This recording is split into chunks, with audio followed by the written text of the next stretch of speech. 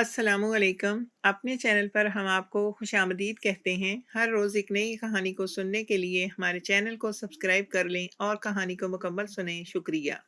शेख साहब ने मुझे जब ये नुस्खा दिया तो वो साथ ही कहने लगे कि ये नुस्खा जब इस्तेमाल करोगे तो तुम्हें अंदाज़ा हो जाएगा कि ये ताकत का ख़जाना है।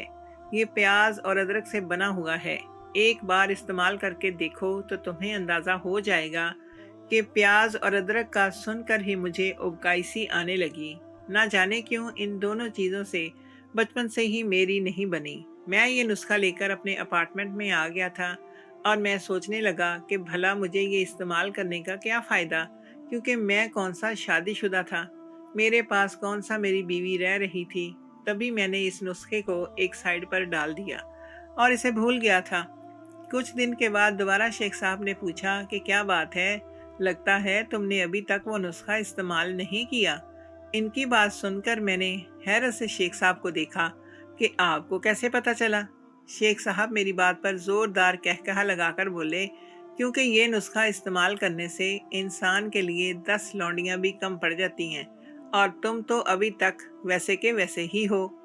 सारा दिन सुबह से लेकर रात तक तुम इसी तरह से ड्यूटी दे रहे होते हो जैसे पहले देते थे। तुम्हारे अंदर तो मैंने कोई बेचैनी नहीं देखी, कोई तब्दीली नहीं देखी। उनकी बात सुनकर मैं झीम सा गया था और दोबारा से अपनी तवज्जो ड्राइविंग की तरफ मरकूज कर दी। तभी मैं कुछ कहने ही लगा था, मगर फिर मैं खामोश हो गया। जानता था कि इनकी खुली दिल से मजाक शुरू हो जाएंगे और मैं ऐसी बातों से खिसिया जाता था। मैं जब घर आया तो खाना खाने के बाद मेरा इस नुस्खे की तरफ ध्यान चला गया था और पिछले कई दिनों से मैंने इसे नज़रअंदाज कर दिया और नमाज पढ़ने के बाद सो गया। दूसरे दिन जब मैं ऑफिस में गया तो शेख साहब ने मुझे काम के सिलसिले में बाजार भेज दिया और वो सामान लेकर शेख साहब के घर में पहुंचाना था। मैं शेख साहब के घर में सामान पहुंचाकर जैसे ही बाहर निकला तो यकदम मेरी गाड़ी के सामने एक लड़की आकर टकरा गई थी। मैंने फौरन से गाड़ी से नीचे उतरकर देखा, वो लड़की बेहोश हो चुकी थी। उसे कोई ख़ास चोट तो नहीं आई थी, शायद वो खौफ की वजह से बेहोश हो गई थी। मैंने लड़की को फ़ौरन से उठाया और गाड़ी में डाल दिया और अस्पताल की तरफ चल पड़ा। 1 घंटा अस्पताल में रहने के बाद इस लड़की को होश आ गया था और डॉक्टर्स ने मुझे इससे मिलने की इजाज़त दी थी। मैंने शुक्र किया था कि लड़की को ज़्यादा चोटें नहीं आई थीं। जब मैं कमरे में गया तो वो लड़की छत की तरफ घूर रही थी। वो बहुत ही ज़्यादा परेशान नज़र आ रही थी। मैं इसके करीब जाकर बैठ गया और इसकी तबीयत के बारे में पूछने लगा। इस लड़की ने खाली खोली नज़रों से मुझे देखा। तभी मैंने इसे बताया कि आप मेरी गाड़ी से टकरा गई थी और मैं आपको अस्पताल लेकर आया हूँ। शुक्र है कि आप ठीक हैं। वो फीके से अंदाज में हंस पड़ी और कहने लगी कि आपको मुझे अस्पताल में पहुँचाने की क्या ज़रूरत थी। अच्छा होता वहीं पर आपने मुझे मरने दिया होता। उसकी बात सुनकर मेरा मुंह खुले का खुला ही रह गया था। आप इस तरह से कैसे कह सकती हैं? जिंदगी तो अल्लाह पाक की दी हुई नेमत है। इस लड़की ने मेरी किसी बात का जवाब नहीं दिया था और उठकर बैठ गई थी। इसके अंदाज से साफ महसूस हो रहा था कि वो मुझसे बात करना नहीं चाह रही। तभी मुझे इस छोटी सी लड़की पर तरस आ गया था। तभी मैंने इसे कहा कि मुझे अपने काम से वापस जाना है।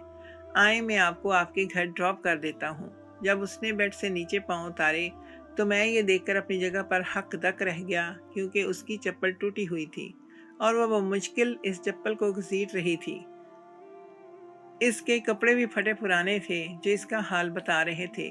उसकी हालत देखकर मुझे इस लड़की पर तरस आया और मैं बिना कुछ कहे इसके आगे चलने लगा था। जो उसने एड्रेस बताया, मैं जब इस पर पहुंचा तो वो एक कच्ची बस्ती थी। वहां पर अजीब गुरबा किस्म के लोग रह रहे थे। मुझे अंदाज़ा हो गया था कि ये लड़की बहुत ही ज़्यादा गरीब है। तभी मैंने अपनी जेब से जब थोड़े से पैसे निकालकर इसकी तरफ बढ़ाए तो उसने मुझे बहुत अजीब सी नज़रों से देखा और कहने लगी कि मैं भिखारी नहीं हूँ। एक पल को तो मुझे खुद पर गुस्सा आया कि मुझे ऐसा करने की क्या ज़रूरत थी। फिर मैंने इसे कहा कि कोई बात नहीं, ये आप रख लो, मगर उसने अपना हाथ आगे नहीं बढ़ाया था। वहाँ से चली गई थी और मैं अपना सामान लेकर रह गया था। जब मैंने दोबारा से ऑफिस में कदम रखा तो शेख साहब ने मुझसे पूछा कि इतनी देर से तुम कहाँ पर थे। मैंने इन्हें बताया कि मुझसे एक्सीडेंट हो गया था और इस लड़की को लेकर मैं अस्पताल गया और फिर मैं शेख साहब के कामों में मसरूफ़ हो गया था। جب میں رات کو سونے کے لیے آنکھیں بند کر کے لیٹا تھا تو اکثر اس لڑکی کا چہرہ چھم سے میری آنکھوں کے سامنے آ جاتا تھا، اور میں یہ سوچنے پر مجبور ہو جاتا کہ کسی بھی صورت کبھی کبھی نصیبوں کی محتاج ہو جاتی ہے۔ جس قدر وہ خوبصورت تھی، اگر کسی اچھے گھرانے میں پیدا ہوتی تو اس کی بات ہی کچھ اور ہوتی۔ اب شیخ صاحب کے بتائے ہوئے نسخے کو میں نے استعمال کرنا شروع کر دیا تھا۔ نہ جانے یہ شیخ صاحب کا کاروبار تھا، نہ جانے یہ شیخ صاحب کا بار بار کیا جانے والا اصرار تھا، یا میں اس نسخے کا تجربہ کرنا چاہتا تھا۔ مگر جب کچھ دن تک میں نے یہ نسخہ استعمال کیا تو میں حیرت زدہ رہ گیا۔ اس کے حیران کن نتائج میرے سامنے تھے۔ میں بہت زیادہ شادی کی ضرورت محسوس کرنے لگا تھا، اور جب یہ بات میں نے شیخ صاحب کو بتائی تو وہ زوردار کہکہا لگا کر ہنس پڑے اور کہنے لگے کہ میں نے تو تمہیں پہلے ہی کہا تھا کہ یہ نسخہ بہت ہی زیادہ طاقت کا خزانہ ہے، اور اس کو استعمال کرنے سے 10 لونڈیاں بھی کم پڑ جاتی ہیں۔ اب تم تو غیر شادی شدہ ہو، اب تم بتاؤ کیا کرو گے؟ ان کی بات سن کر میں شرما گیا اور سوچنے لگا کہ مجھے یہ نسخہ استعمال کرنے کی کیا ضرورت تھی۔ اب میں اپنی طبیعت کی وجہ سے بہت بے چین رہنے لگا تھا، اور شیخ صاحب سے پوچھتا کہ اس کا مجھے کوئی حل بتائے نا، تاکہ اس مصیبت سے میری جان چھوٹے اور میں پہلے کی طرح سے نارمل ہو سکوں۔ شیخ صاحب میری بات سن کر زور سے ہنس پڑے۔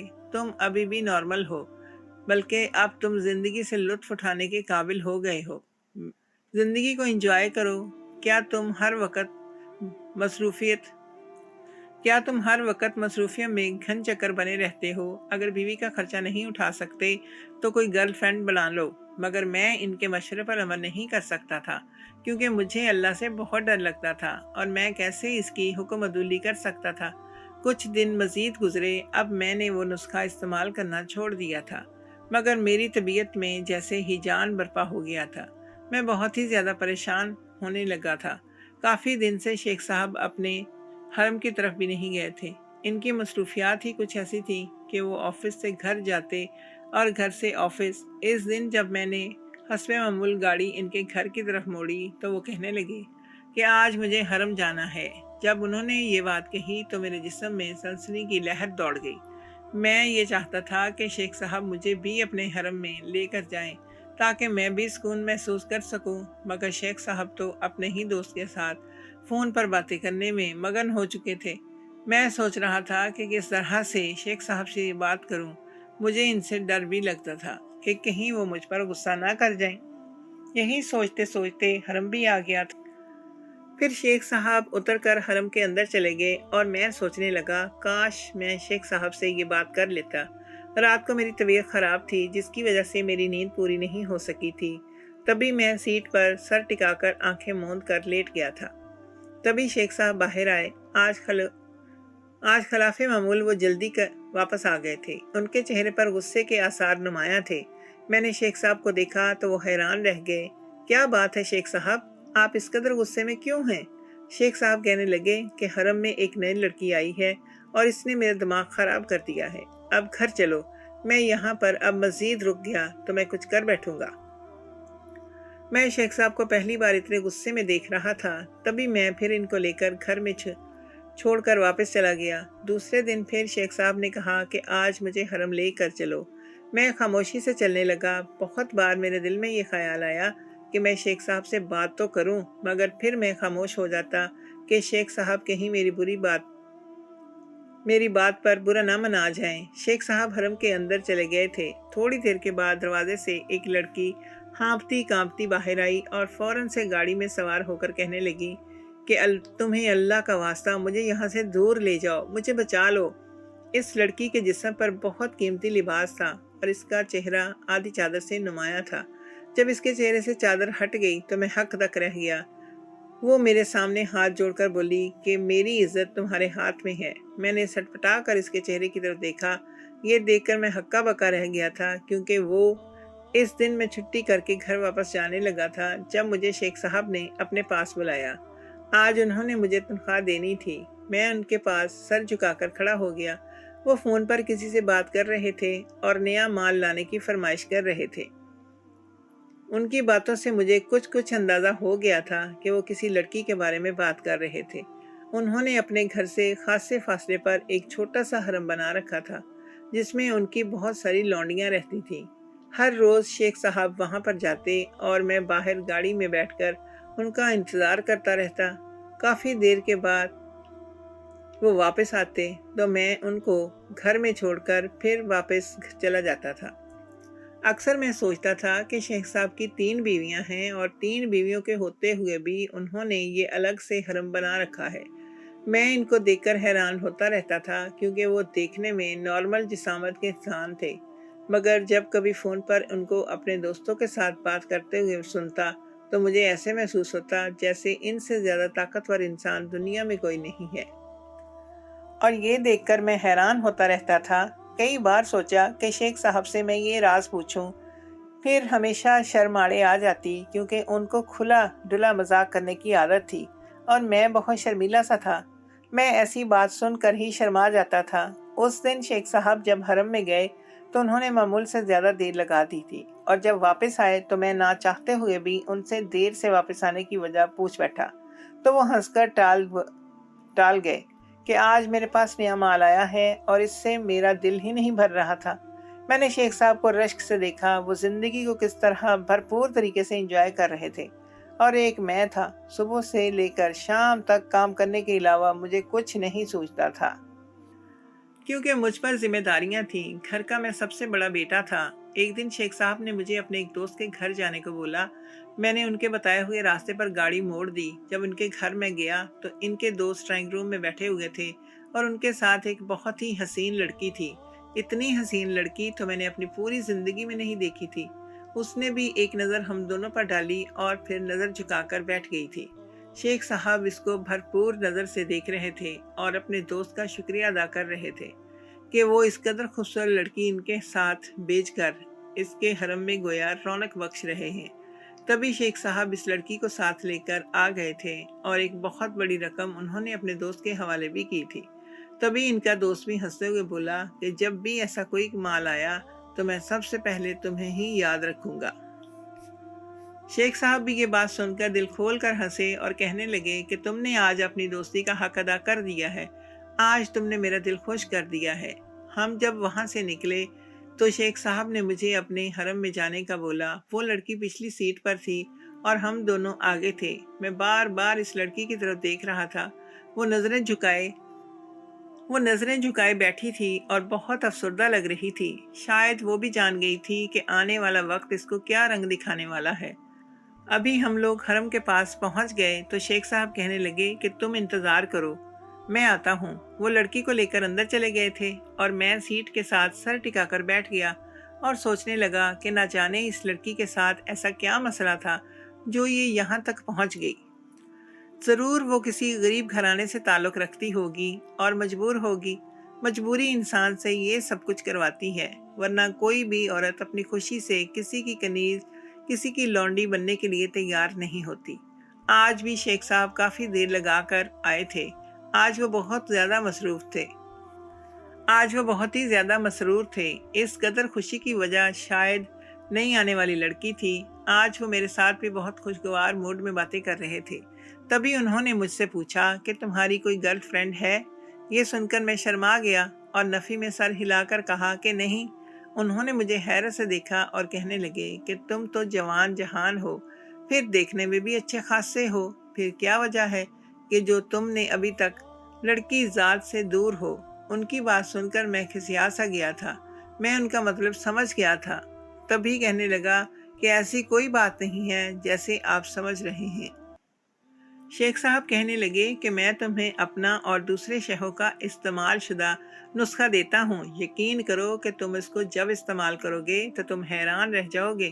پھر شیخ صاحب کا جب میں نے وہ نسخہ استعمال کرنا شروع کیا تو اس کے بھی کمالات بہت زیادہ تھے، مگر ابھی تک میں کسی لڑکی کے قریب نہیں گیا تھا، ان سے دور تھا۔ میرا حرم میں رہنے والی لڑکیوں کے بارے میں یہ خیال تھا کہ وہ سب یقیناً اپنی مرضی سے یہاں پر رہتی ہوں گی، اور یہ جو کچھ بھی کرتی ہیں وہ اپنی مرضی سے کرتی ہیں۔ اس کی وجہ پیسے کے علاوہ اور کیا ہو سکتی تھی؟ مگر اب جب اس لڑکی کو میں نے اپنے سامنے اس حلیے میں دیکھا تو میں ہکا بکا رہ گیا تھا۔ تم یہاں پر؟ وہ بے تحاشا رونے لگی اور کہنے لگی کہ یہ سب باتیں بعد میں کر لینا، ابھی مجھے یہاں سے لے کر چلو، میں ساری زندگی تمہارا احسان مند رہوں گی۔ وہ حرم کے دروازے سے بھاگتی ہوئی باہر آئی تھی، اور اس کا مطلب یہ تھا کہ وہ بھی حرم میں ہی تھی اور وہ شیخ صاحب کی لونڈی تھی۔ میں ان کا ملازم تھا۔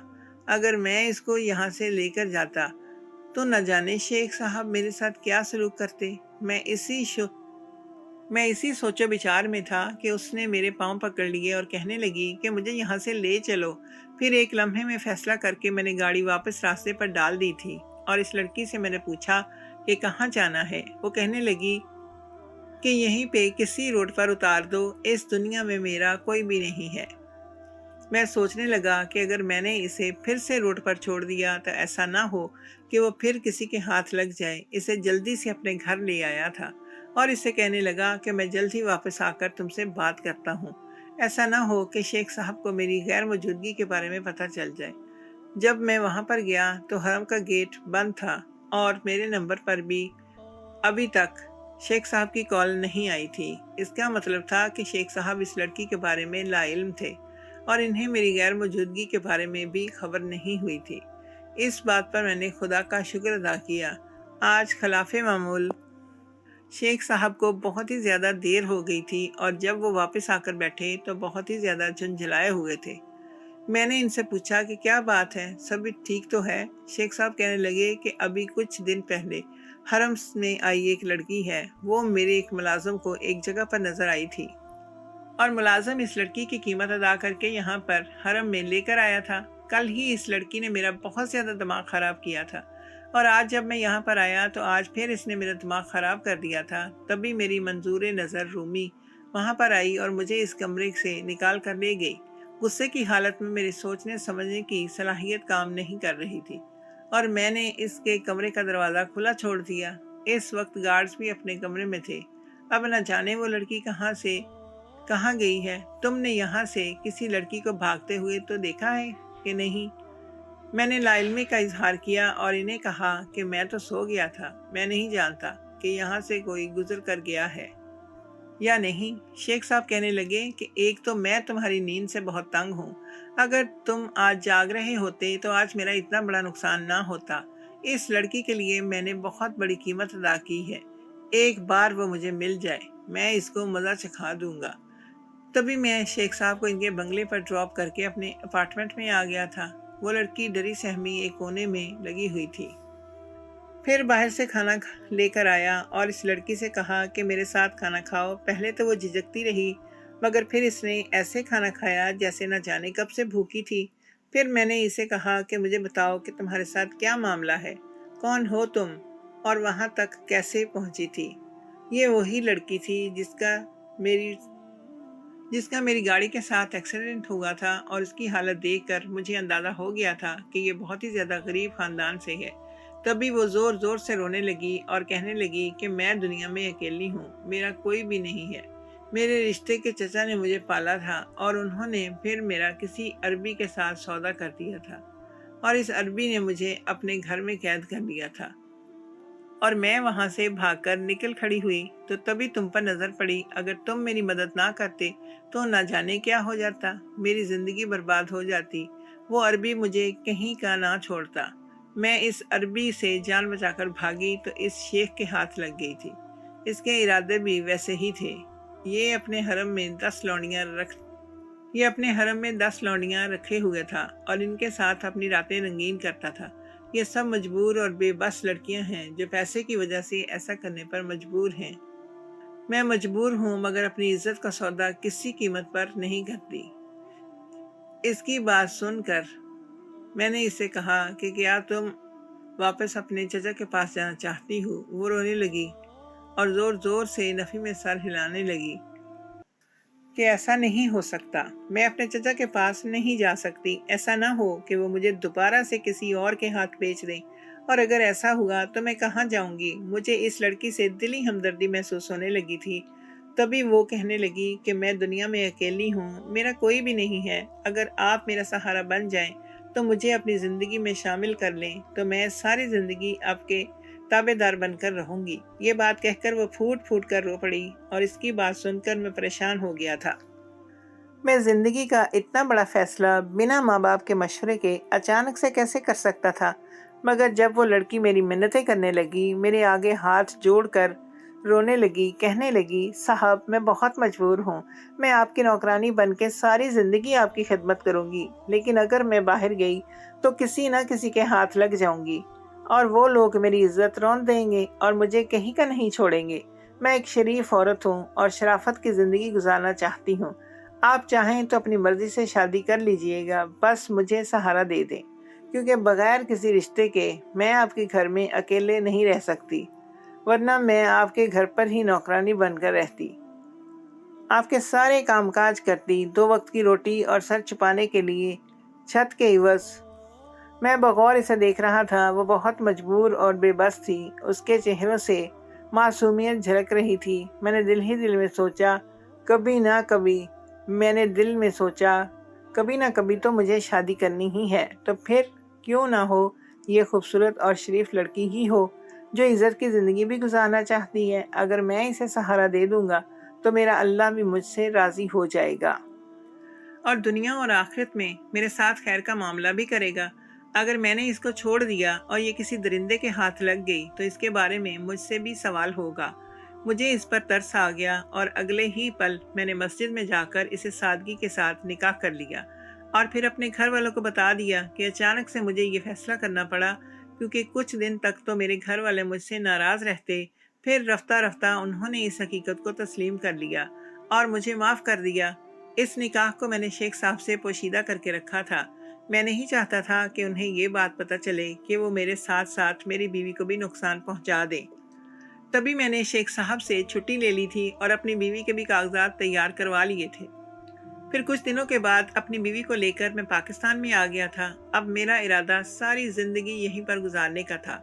इन्हीं दिनों जब मैं पहा इन्हीं दिनों जब मैं यहाँ काम करने के तरीके सोच रहा था, तभी मेरे जहन में अरबी शेख का वो बताया हुआ नुस्खा भी याद आ गया और मैं सोचने लगा कि क्यों ना मैं ये नुस्खा बनाकर बेचने लगूं। और फिर मैंने ऐसा ही किया। ये नुस्खा जिसने भी इस्तेमाल किया उसने मेरी तारीफ में आसमान और ज़मीन के कलाबे मिलाने शुरू कर दिए थे। और वो लोग जो अपनी ज़िंदगी से बहुत परेशान थे, जिन्होंने नौजवानी में गलत कारी करके खुद को तबाह कर लिया था, इस नुस्खे की वजह से वो गोया फिर से जवान हो गए थे। लोग दूर दूर से मेरे पास ये नुस्खा लेने के लिए आते थे। मेरा ये कारोबार बहुत अच्छा चल पड़ा था और मैं इस अरबी शेख का शुक्रगुजार था जिसने मुझे इस कीमती राज के बारे में बताया था। उसने अपनी ज़िंदगी में जैसे भी काम किए थे, मगर ये उसने बहुत अच्छा काम किया।